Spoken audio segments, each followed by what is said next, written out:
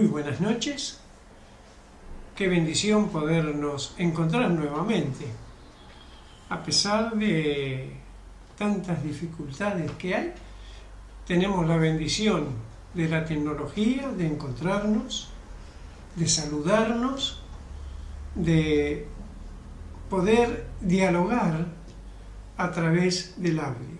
Y qué bueno es poder juntarnos para leer la palabra de Dios. Venimos leyendo Primera de Reyes y llegamos al capítulo 10 viendo la grandeza y la sabiduría de Salomón. Y esto es muy bueno, saber las cosas que Dios hace con sus hijos. Pero llegamos al capítulo 11 y se ve que ya Salomón está entrado en años, se calcula más o menos que estaba ya cerca de los 60 años, 70, que ya había pasado un buen ciclo de su vida, ya había hecho lo que tenía que hacer guiado por Dios, pero en el capítulo 11 vemos cómo Salomón se sale de la ruta. Como decimos comúnmente, cómo se fue a la banquina.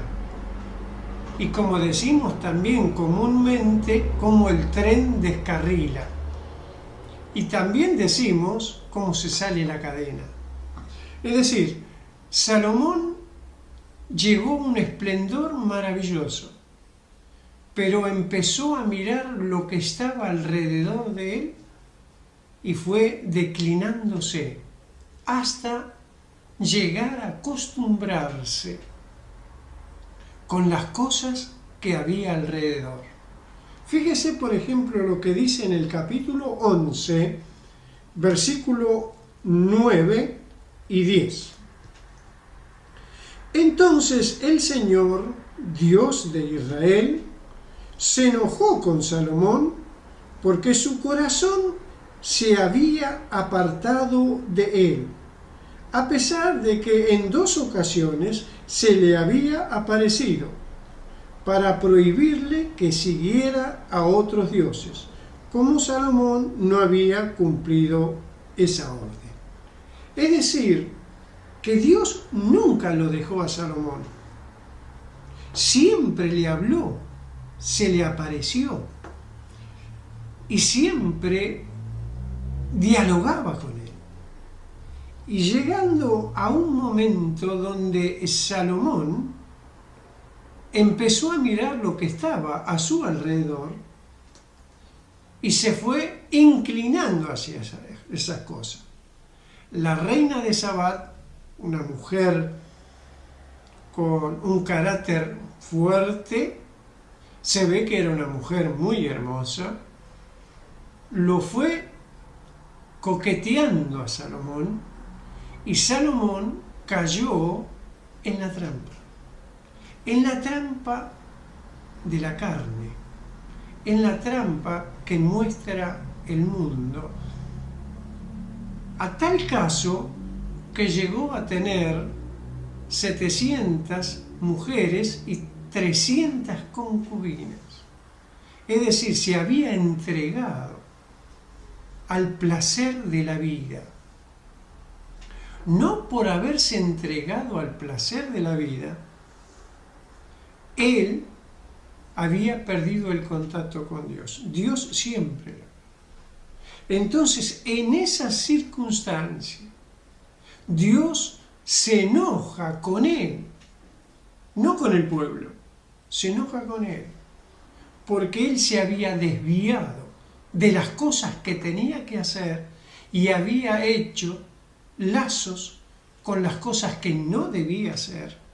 Por eso, él, no solamente que había caído en las mujeres y estas cosas, sino que también esta mujer de Sabá había traído hacia el pueblo sus dioses paganos. Por ejemplo, había traído a Astarte, dios de la Dionisia, a Quemón, dios de los moabitas, a Moloc, dios de los amonitas. Es decir, los dioses paganos, ella se lo había llevado hasta el rey Salomón, y Salomón fue desviándose de las cosas de Dios y fue abrazando los dioses paganos. A veces escucho, son pequeñas desviaciones que Dios no va a tener en cuenta. Sí, Dios las tiene en cuenta. Me han dejado a mí y se han ido los dioses paganos. Es una cosa que Dios no tolera. ¿Por qué no lo tolera? Porque eso es desobediencia a Dios. Salomón había tenido 2 encuentros con el Señor y le había dicho lo que él tenía que hacer, y él, sin embargo, se fue desviando de a poquito por los deseos de los ojos, los deseos de la carne, los deseos de la vanagloria de la vida. Por eso, cuando yo voy a la carta de Juan, en la primera carta de Juan, me encuentro que el apóstol, en su vejez, da un consejo maravilloso a aquellos que seguimos al Señor. Caminemos en la luz. Caminemos en la luz. No dice van a caminar en la luz, sino dice caminemos en la luz. Y cuando llega al versículo 15 del capítulo 2, dice esta palabra: no amen al mundo ni nada de lo que hay en él. Si alguien ama el mundo, no tiene el amor del Padre. Porque nada de lo que hay en el mundo, los malos deseos del cuerpo, la codicia de los ojos y la arrogancia de la vida, proviene del Padre, sino del mundo. El mundo se acaba con sus malos deseos, pero el que hace la voluntad de Dios permanece para siempre. Las 3 cosas que dice acá es lo que había caído Salomón. Había caído en los malos deseos. Deseaba la mujer de otro. Había caído en la codicia de los ojos. Codiciaba lo que tenía el otro. Y había caído en la vanagloria de la vida. ¿Qué era la vanagloria de la vida? Seguir a los dioses. Este Dios es mejor, este te comprende mejor, este te escucha, aparte no sabés, vos le hablás y va todo bien. Por eso yo a veces digo, ¿quién es tu Dios? ¿Quién es mi Dios? Mi Dios y tu Dios es aquel que te hizo a vos y me hizo a mí. Y nos hizo con un amor incalculable para estar con nosotros todos los días. Y Él nos va guiando. Y Él tiene el timón de nuestra vida. Cuando vienen las tormentas, si el timón lo manejamos nosotros, es muy factible que vamos a naufragar. Pero si el timón lo maneja el Señor, sin ninguna duda, vamos a llegar a buen puerto. Por eso es importante saber esto, que Dios es un Dios maravilloso, pero que no tolera el pecado. Y hay una pregunta que siempre me suelen hacer, es, ¿y si Dios es tan bueno, por qué permitió que Salomón o otros hombres o hombres de hoy en día tienen que caer en pecado? ¿Por qué Dios lo permite?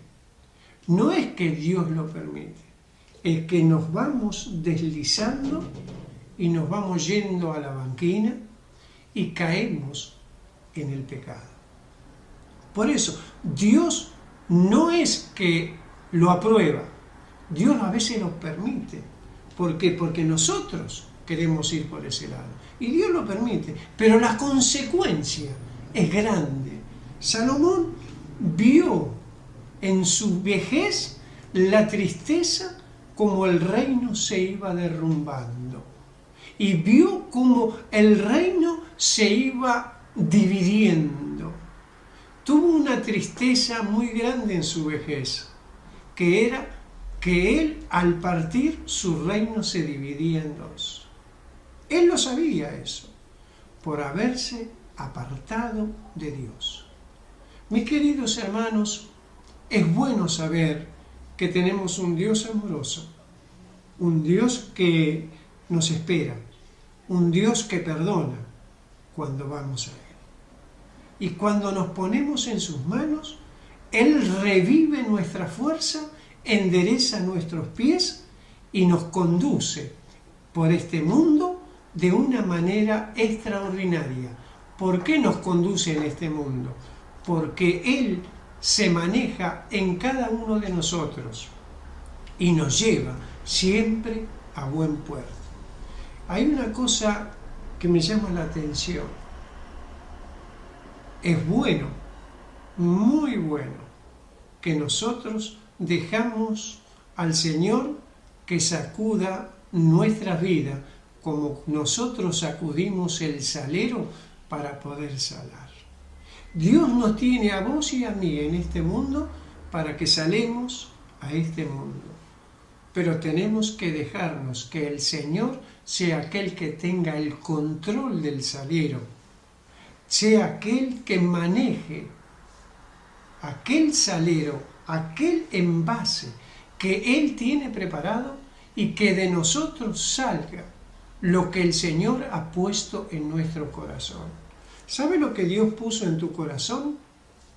Puso la sabiduría de Él. Puso la sabiduría de Él. Y esa sabiduría no se compra en cualquier lugar.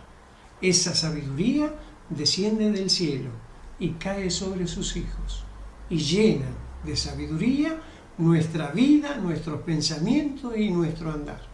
Caminemos cada día tomado de la mano de Dios y dejémonos conducir por Él para que nuestra vida no sea opacada, no sea caída, no sea pisoteada. Dios te bendiga, Dios te guarde, Dios guarde tu hogar, tu vida y tu familia, y que la paz de Dios reine en cada uno de nuestros corazones. Que Dios te bendiga.